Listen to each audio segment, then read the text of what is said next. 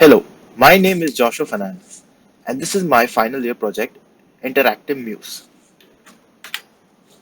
In this presentation, we are going to discuss about the following. First, we have objective and PPRS goals. Second, we have the system architecture and design. Third, we are going to talk about the prototype and the timeline which was set during the PPRS handout.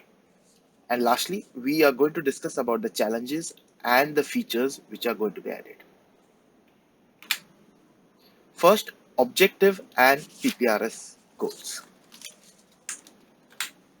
Project objective. The main objective of this project is to create a virtual museum similar to real life museums, like replicas of the British Museum and the Louvre, and with artifacts and statues which can be interacted to gain more information about them. The initiative is mainly aimed at helping individuals with disabilities who might not be able to visit a physical museum, and also help people staying abroad to access these museums. Next, we have PPRS goals. First, immersive 3D environment. In this prototype, we have achieved creating an interactive 3D environment which represents the artifacts and the time period which are they from. Second, guided tools and LAN connection.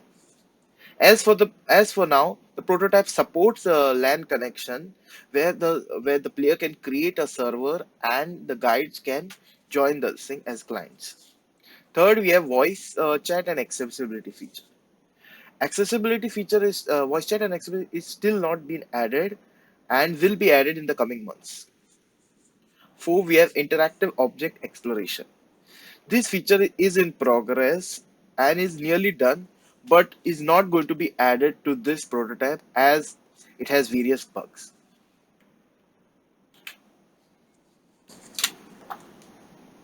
Stakeholders.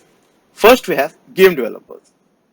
Uh, it is the responsibility of the game developer to design, code, and optimize the game, and also decides to add features and new mechanics to the project.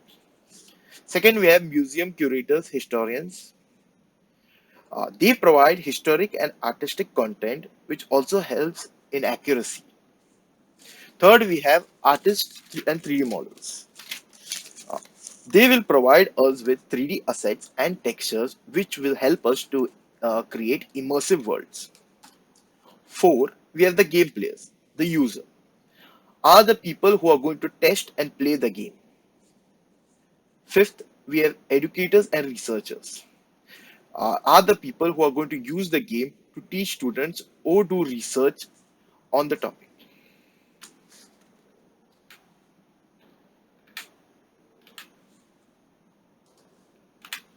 Second, we have architecture and design.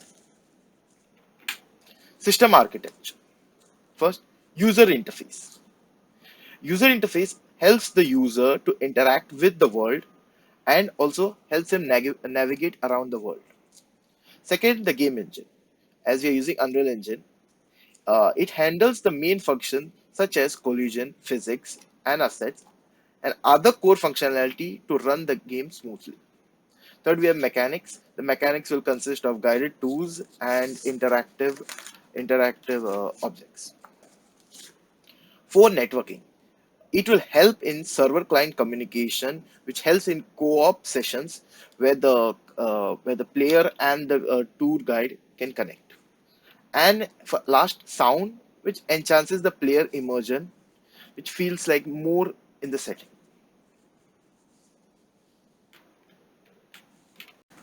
Functional and non-functional requirements. Functional requirements. Interactive artifacts. Each artifact has an interactive option such as zooming in, rotating, and viewing detailed information about that object. Second, we have guided tour options. Users can select a virtual guide to provide a curated museum tour with the core functionality to connect the guide and the user in real time. Third, we have voice chat feature. Users can communicate via the voice chat and co-op code, enabling the guides to interact directly with the users for more immersive experience.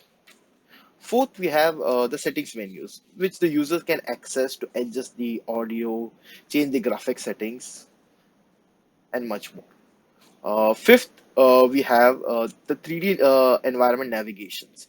UI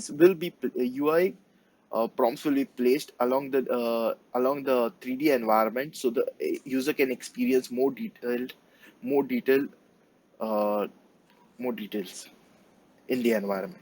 Non-functional requirements. First, we have localization. The application should support at least two languages for accessibility purposes. Second, performance. The application should at least run smoothly on mid-range PCs such as 8 GB RAM or 4 GB VRAM. Third, we have scalability. The platform should allow future updates like adding new museum rooms, more artifacts, and VR support without affecting a lot of performance. Third, we have prototype and timeline.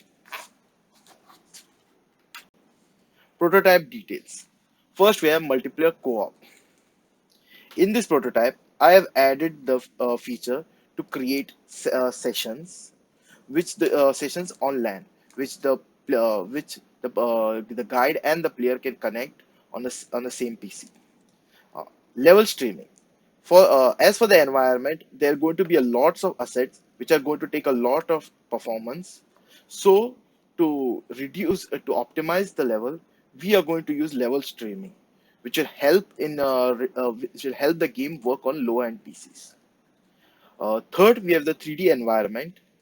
For 3D environment, we have used assets from the Epic Store to create beautiful landscape. Uh, and for this prototype, we are going to use the 3D the Greek island assets from the Epic Store. For the sound, we have added music in certain menus of the game to make it more immersive.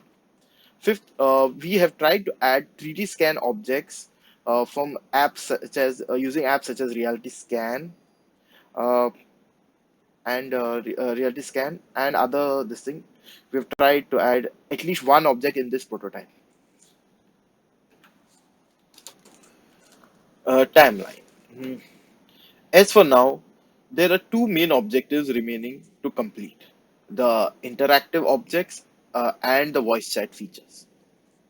For that, for this month, my main focus will be in completing the interactive object, as I have completed in the past, at least completed half of it, but it had some errors.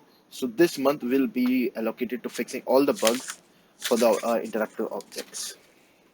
For next month, my full focus is going to be on implementing voice chat feature. We'll try using Steam services, Steam VoIP services or Epic services. As I have minimum knowledge of that, will mostly take a month to figure that out. As moving on, March will be mostly of testing and fixing any bugs which are present and quality of life changes which improve the quality of some areas or fix some areas. And same as April will be more just adding, fixing and touch ups of the this thing game.